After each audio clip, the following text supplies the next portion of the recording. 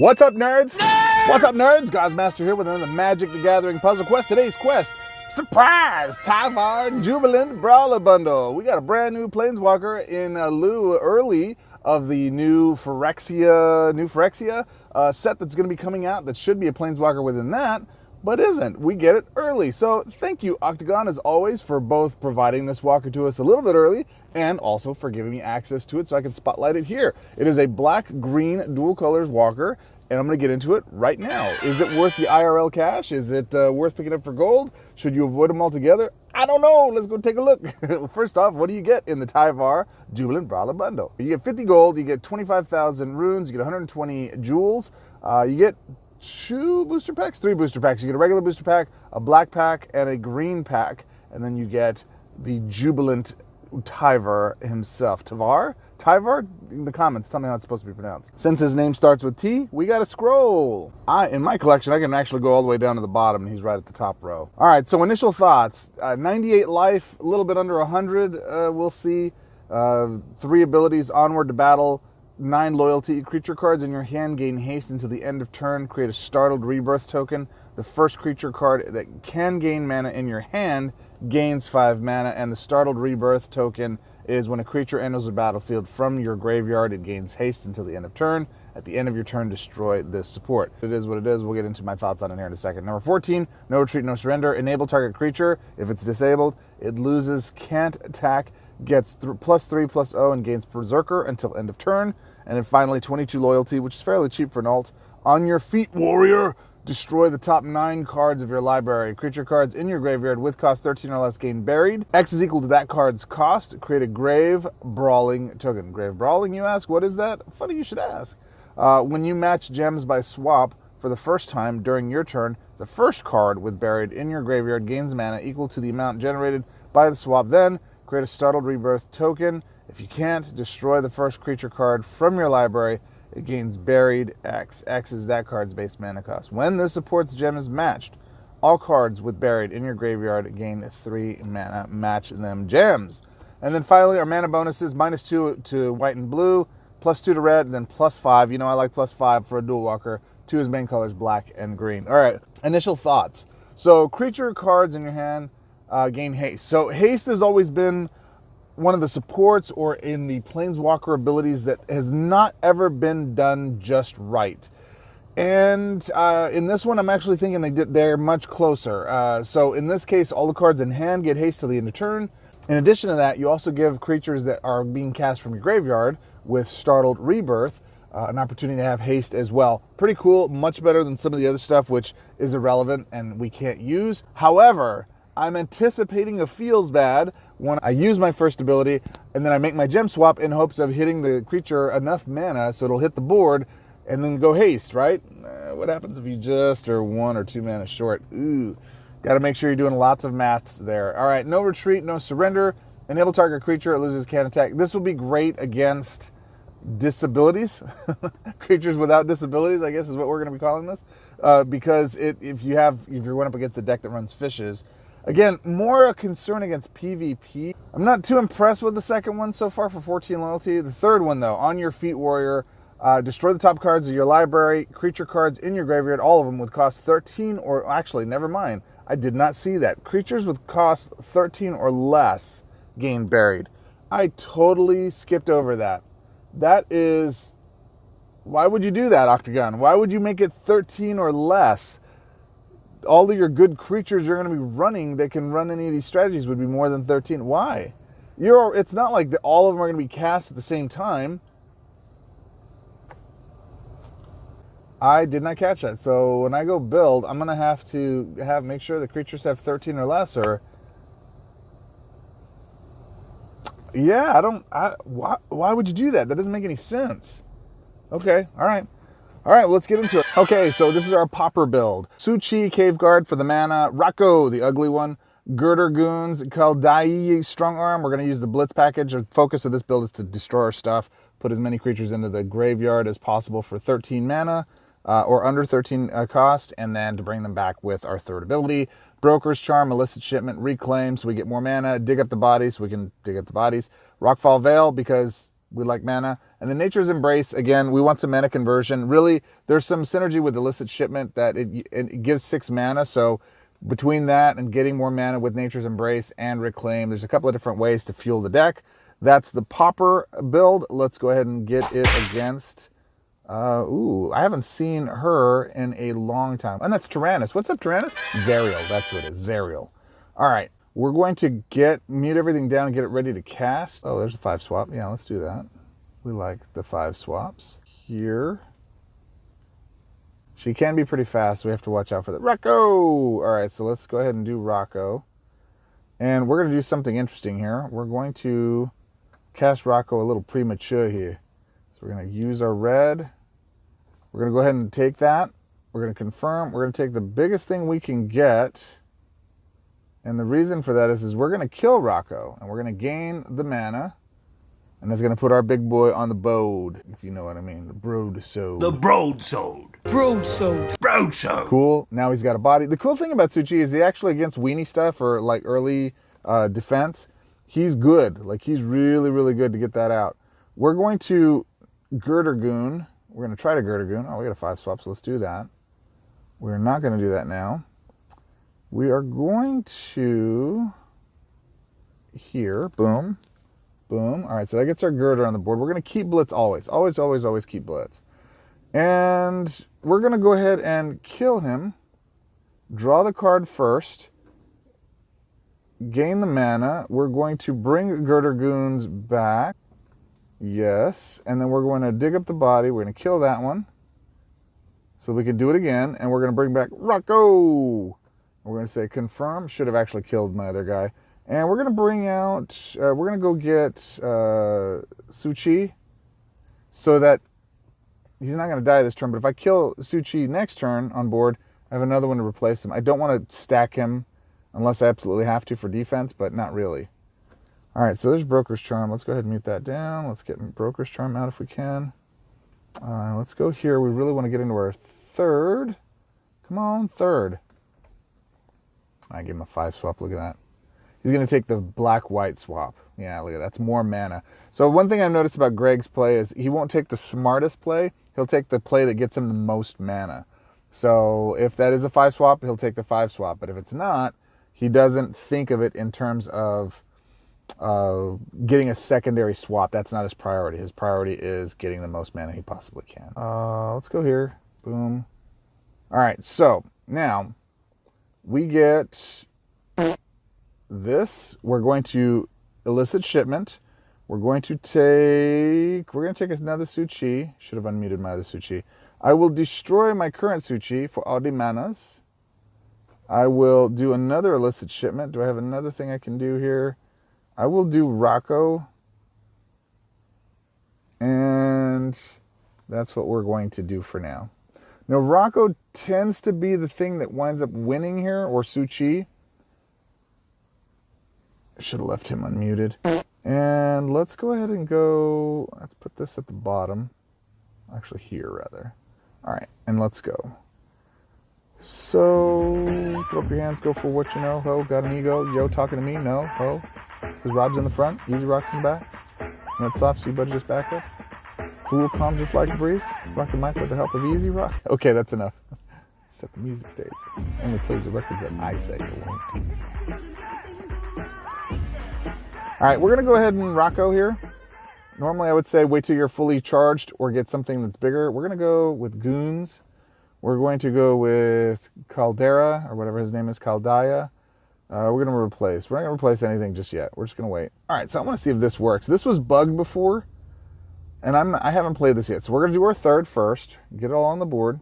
All right, let's go this. So this should convert the board, right? Because we have the strongest creats. We'll go green. Boom. It worked. The second one should work too, and it does. Look at that. Well done, sir. I think they fixed it. Because beforehand it was not working at all. But also, when it would work, I take that back, it did work. It worked when your opponent had a creature. So let's see if it works now without a creature. Still works. Okay. Cool, cool. All right, so we got our third up now. So now when I make my first match, I give mana to my first creature in my yard, which would be, right, that would be Suchi here. So he's got no mana, it looks like. So let's go change that, shall we? Boom. I don't want to take away from my deal. And we'll check and see if he's actually gaining mana here. But it doesn't really matter. We've already won. Like, this turn's over. So I will say this. I actually play tested a couple before we did this. And in fact, let's do this. This is part of the advantage here of running these out, is getting all the mana. We're going to keep Blitz. And we're going to go one more turn, because I want to see if it's gaining mana in the graveyard. Like it should. I think that's game, actually. Yeah, that's game. All right, it doesn't matter. All right, that's the Pauper build. I have some thoughts on the third. Let's get into the Mythic build. Okay, Mythic build. And I mean, this is a Mythic build. This is such a stupid build. Titania, you got to change your name. Titania, voice of Gaia. Along with Argoth, we're going to go run the combo. We're going to meld some stuff, folks. And this is Expedition. Colony Garden. Now listen. Colony Garden all by itself will wind up winning because of the elementals it puts on the board. We just want them for the conversion into green seed. So Deathcap Glade is another one. Dried Ad Arbor, Broker's Charm. Gather the Pack, put stuff in the yard. Sigarda, Host of Herons. We want to ramp into our third as quickly as possible. Sigarda with Titania actually creates an unkillable death wall and then dig up the body. Not really necessary to dig up the body. I think we might actually want to run like the conversion spell there instead. It is what it is. I'm even going in here with 90 life. That's how confident I am in this build. Let's go. We want to seed all the things and get green conversion going as quickly as possible. So we're going to go here. Green and black, green and black, green and black. Maybe we get a green drop there. Oh, we did. Look at that. Lucky. You can take my other green? Nope. Well, in a way they do. I don't get a 4-match. There's Sigarda. We actually want to hold off on the Sigarda for right now. Let's go get our conversion up, because his mana bonuses are so good at 5. I tried playing, like I did a lot of playtesting on this build yesterday. I wasn't necessarily convinced that he was the best to run this build. So I actually playtested it, and that was a heck of a cascade. And now here we are, where we've got Titania already rocking and rolling. She's got our first ability. Actually, I have our first ability charged up. And you'll see what she does on the next turn, or when they attack. So then what I did yesterday in Skepticism in Tyvar is I took the build and I ran it in Nissa Shattered Boughs, and I also ran it in Ren and 7. And I played it against in regular play, and I also played it PvP. This build works best with Tyvar. And the reason it works best is because of his loyalty, or his mana gains. His mana gains are insane. At 5, it's a much better, bigger difference. I forgot that Shadow Boughs was only 4. And that's really why I don't play with her as much, because +4 is just too slow. Now watch what happens to the board when this creature attacks or they cast a spell. No spell, they attack. We get loyalty conversion on the board, because Host of Herons gives prevent damage, and Titania has reach. So, but every time a creature attacks and we block, we wind up getting, let's do this. We wind up getting conversion on the board for loyalty. Also happens whenever they cast a spell, and then we get the loyalty. It's really awesome. We get all of the mana that comes off of that cascade. All right, that's up to 12. Attack, attack. And when in doubt, attack again. And this game's all but over already. Like there's nothing they're going to be able to do against my Well of Death short of a board wipe. But with a green conversion that winds up hitting, we get a seed. We have so many tokens and creatures on the board already. Fills our hand up with mana. I mean, it's insanity how quickly this goes. And when she flips, the best advantage here is when she flips, it brings all of the lands back to the yards. The only downside is she only flips once. It should be every time she's reinforced, it brings those lands from the yard, or maybe the last one, maybe not all of them, but one of them, something. Because we want all of that conversion, and it just doesn't happen that way. It's unfortunate. Or did it? Did this come out of the yard? I got to see this one. I think it did. Maybe it does. I'm going to shut my mouth hole. Either way, it's powerful. We're up to our third. But here's the thing. They're already dead. We don't need to do anything. I don't even need to cast my third. We're going to win. So this won, and it's been winning because of the deck build and the color combinations, not necessarily because of Tyvar's abilities. Sure, maybe we could get some haste, but realistically, it's not all the time necessary. We're just going to do that because we don't want to waste any more time. Wink, game, we're done. That's how it goes. Let me give you my final thoughts. All right, here are my final thoughts on Tyvar, Jubilant Brawler. I like him. I went through a phase of being really excited over him, being disappointed in him, and then coming back full circle to I actually really like him a lot. Is he worth the IRL cash? We'll get to that here in a second. So let's go break down his things. Life, 98, a little bit lower than it should be. Let's get into his loyalty abilities. Onward to battle. The haste, this is better than you guys have done in the past. I don't want to discourage this tampering with haste. What this really needs to be is to the end of your next turn, because it feels really bad to use your loyalty up, make a swap on board, and then be 1 mana short of getting a creature on board to actually take advantage of the haste. So it would be great if it lasted to the end of your next turn. That would make this absolutely great. It would be something I would be spamming all the time, especially because the first creature that can gain mana in your hand gains 5 mana. That's beautifully worded. I wouldn't mind it being 6, but it is what it is. We'll go from there. No retreat, no surrender. I wasn't overly impressed with this one when I first reviewed it. I actually think this is probably the most functional thing in his ability because of 2 reasons. Number 1, well, it would be if. Number 1, though, what's good about it, give your creature some buff, give it Berserker. It's a way to kind of control the board if you've got something that can take damage on their side. So if there's a creature you absolutely got to get off their side of the board, use this, great.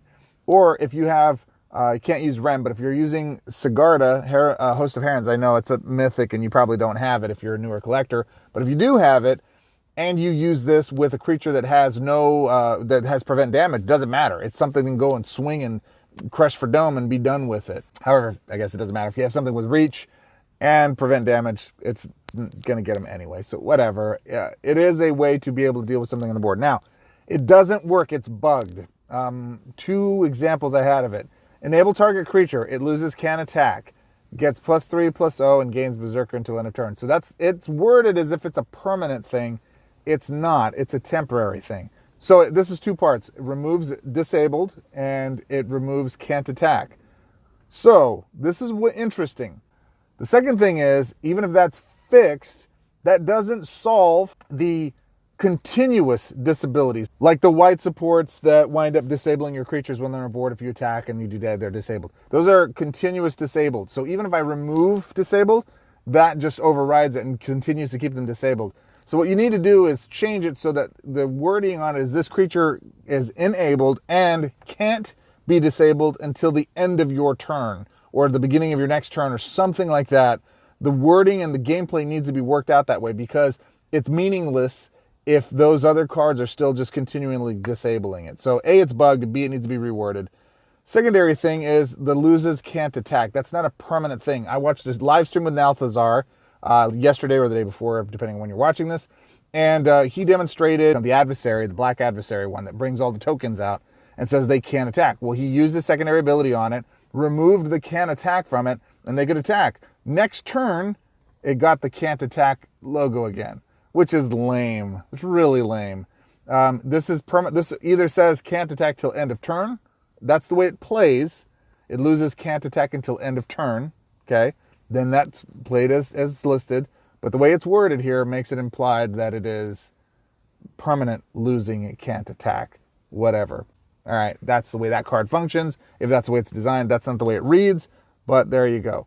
But the Berserker and all that other stuff is cool. Okay, finally, destroy the top 9 cards of your library, creature cards in your graveyard with a cost 13 or less, gain buried. I really have a challenge with 13 or less. Take that line out of there. All creatures in your graveyard deserve to get buried X. X is equal to that card's cost.